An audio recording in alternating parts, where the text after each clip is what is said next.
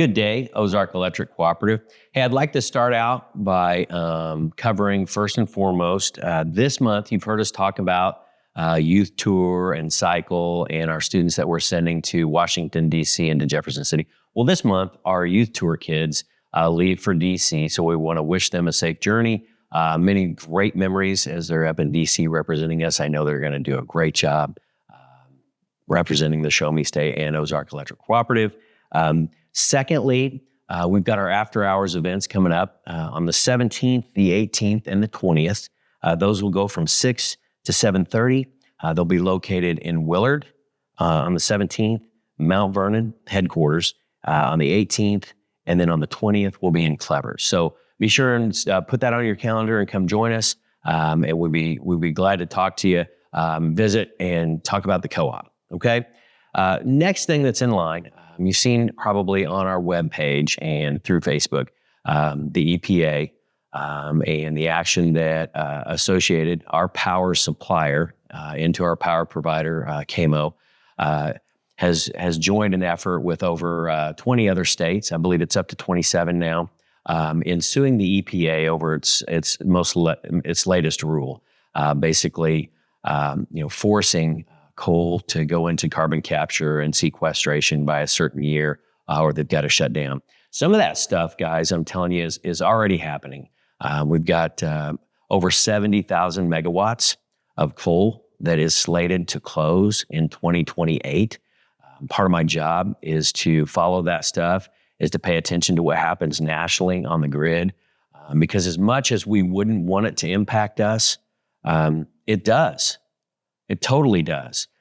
So as you listen to the news, and if you follow that kind of stuff, and you take a look at what the nation's grid is undergoing with the closures and an attack on carbon fuels that produce electricity, it's going to continue to put strain on us. I've had folks, ask me, hey, does this affect us here in the United States or here in Missouri? And it does.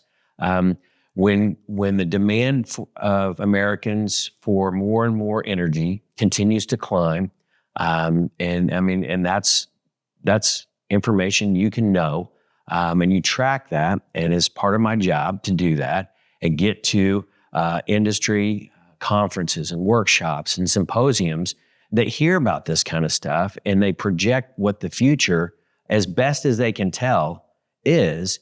And then I have to figure out, how does that impact our members? Part of the rate increase is because we had increases from our power suppliers because of the strains that they're under. Everyone on the grid is scrambling right now to try and build or find a way to get something that's dispatchable, that's not intermittent, of those 70,000 megawatts I'm talking about. If you replaced that, even with 150,000 megawatts of wind or solar, it's still intermittent, guys. There's no way to store all of it to get it to you in a Uri or an Elliott type of event. And, there's going to be people that are, in the renewable industry that think this is a scare tactic. It's not a scare tactic. It's the facts. What I learned in junior high and high school economics with supply and demand, that's what we're facing. Okay, so we have 2028 it's a big year. The nation's grid with those coal retirements is going to need to find ways to replace it. Okay, bottom line. Part of the EPA's rule and Mr. Regan's rule to go after coal specifically, it was also, he was considering going after natural gas, which is a carbon fuel as well. But he said that he would hold off this year and consider it next year. So when you start lining up what's happening on the nation's grid with taking firm power, which is something we can depend on a lot, 24 hours a day, 365 days a year, and you start saying that that's no longer going to be available to you. You have Americans' demand for energy going up, supply is going down. And what I was taught is that when demand is up and supply is down, the cost for that supply gets to be a pain point. And that's what we're in. And so I've also been asked about transparency, and, I encourage you guys to follow us on Facebook. To be a well-informed member on Ozark Electric, check the box online to get our Rural Missouri magazine so you can see and hear from the state. You can see our inserted pages that are local. Some of you opt out of receiving emails from us. Some of you have gone paperless and go to the electronic billing. Open up those attachments and read those announcements that we give to you, so that you can be tracking with us as we're seeing trends coming, and we're trying to explain to you what pressures are coming against delivering electricity. I've had over the last month and a half 2 annual meetings that are in the transmission world and in the generation and power creation world. And both of those annual meetings, they strike a pretty stark picture and a pretty steep challenge for us going forward. Because the next deadline after 2028, with some of that going away, is 2032. There's some things that we're trying to do by 2035 that the United States and the administration say we're going to do. I can remember back to, you might, when we were going to try to tackle this by 2050, 2050. Then all of a sudden we got fast-tracked into thinking that we can do it in this tight timeline. So I want to be transparent with you. With all of those things stacked up, it's going to be a challenge and a steady march toward 2028 and 2030, 2032, 2035. We could see, okay, and these are numbers that are projected by the power supply industry, over 20 and close to 30% increases in energy because of what we're doing to tie our hands and get rid of reliable generation in the United States. Carbon capture and sequestration, it's not even proven to be the best technology, and it's not perfected. And if that's if that's what we're supposed to do to take care of some of those things, and it's not Ozark Electric doing that, I'm paying attention to what the grid is having to do. Because listen, whatever is happening with the fuels that we use to deliver power to you, a member of Ozark Electric, it impacts what we do. I have been at this for 30 years, and paying attention to this kind of stuff is what I do. And so, I know that no one likes a rate increase, and I know you don't like this one. You've heard me say it to you before. And honestly, I don't like doing rate increases.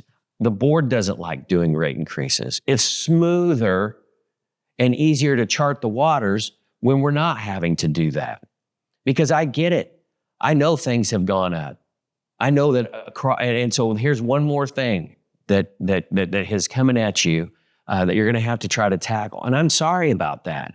But to keep the co-op running and to keep it viable, we've had to do that for decades to keep things in line, to take care of buying energy and taking care of operational things to keep the lights on.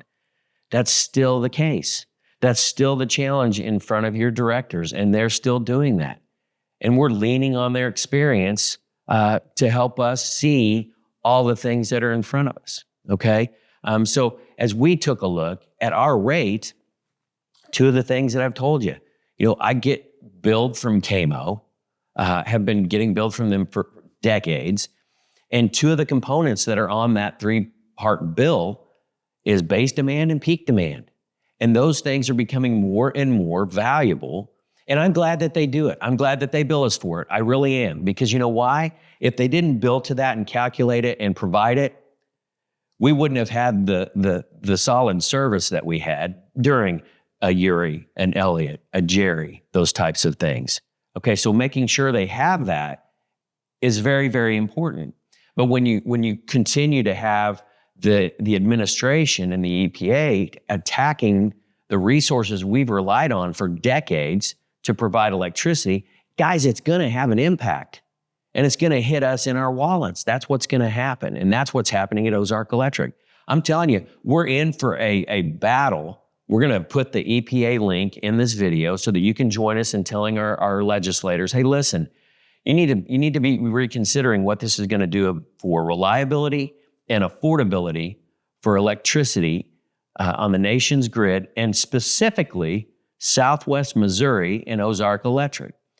So I implore you to help us with that campaign and let them know what you think about it. Because guys, I'm telling you, with the stresses that I see, okay, that are facing the nation's grid, and we are tied to it, and we depend on it, and what I see over the next 5 to 9 years, it's going to be a heck of a battle.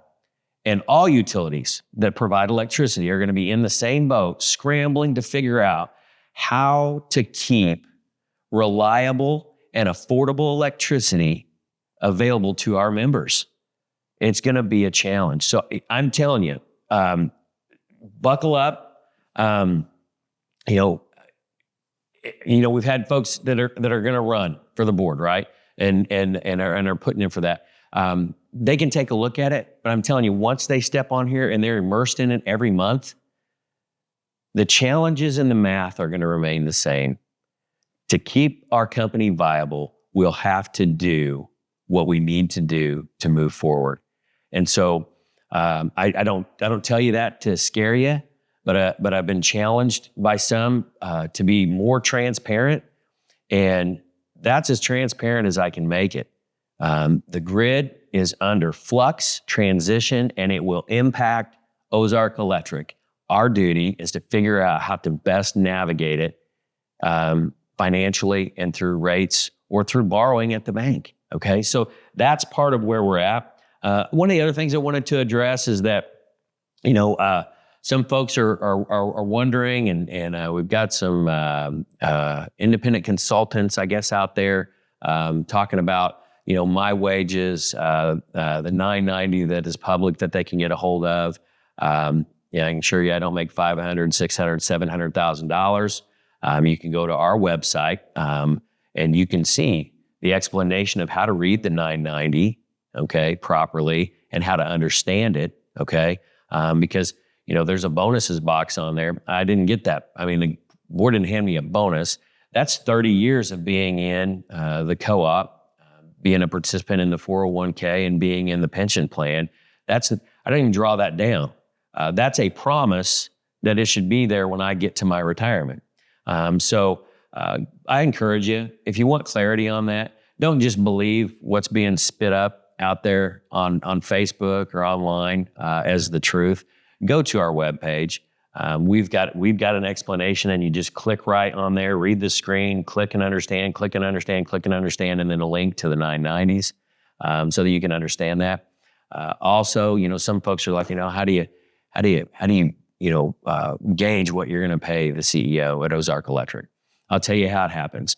It's like many other places. I hope that you guys are earning what your job and what the market will bring for you. I hope you are. Ozark Electric being a top 10 co-op, and in some metrics we're a number 5 or a number 6. We take a look at that.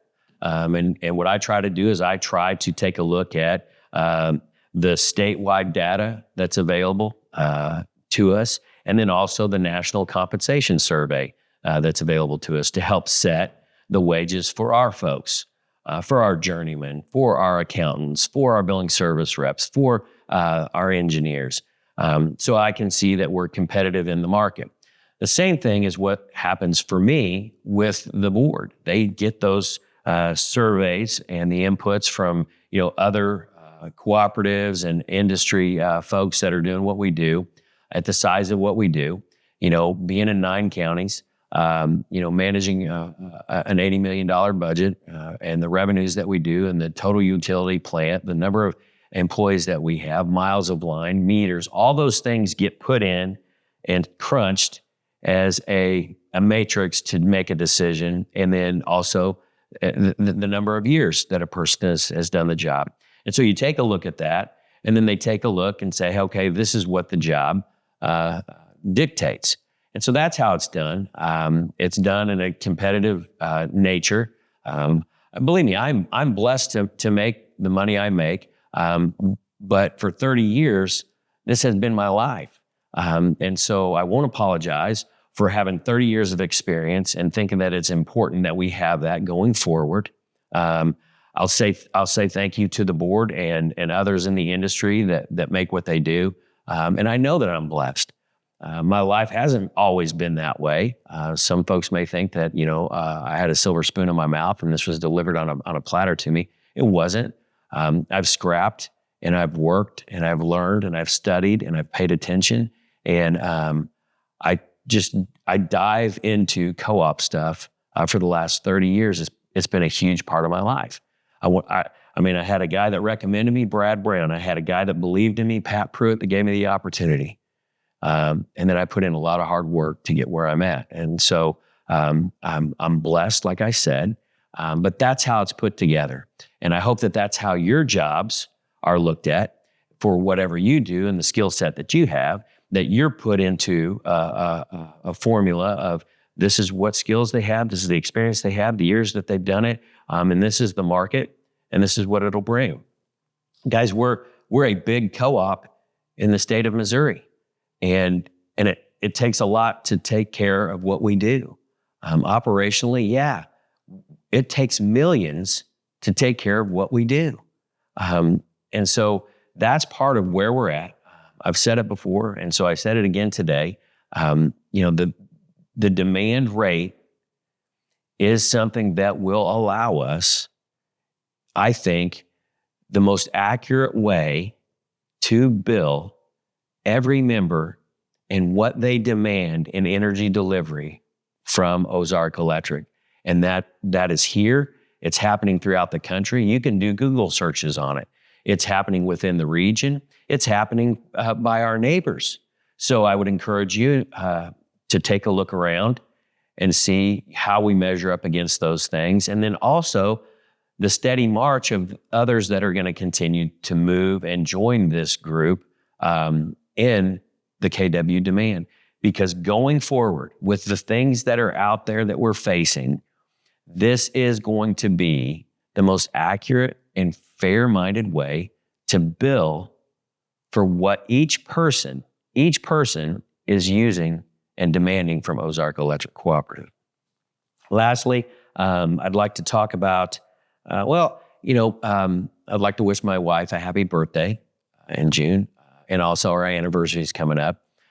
Thank you for sticking it out with me. And I would like to, on that side note, with some of the folks that have made comments, I want to thank the people that have left my family out of the comments, and the attacks have just been on me. I've got broad shoulders, and that's my position. And so, thank you. I appreciate you folks that have left my wife, kids, and grandkids, brothers and sisters, and so forth out of it.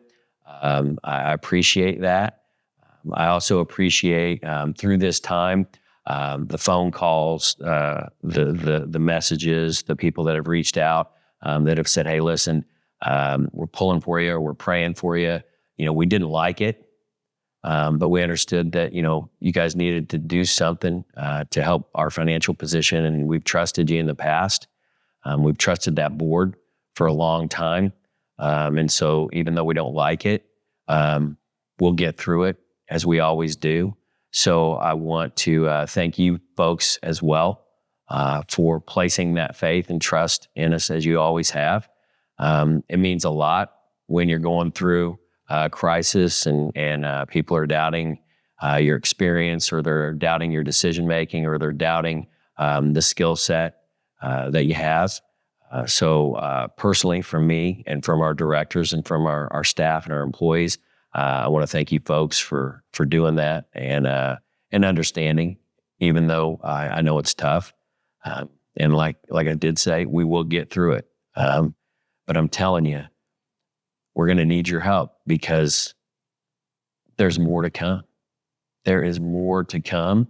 And I wish it wasn't so. I wish I had a different prediction toward the pressures we're going to face going forward.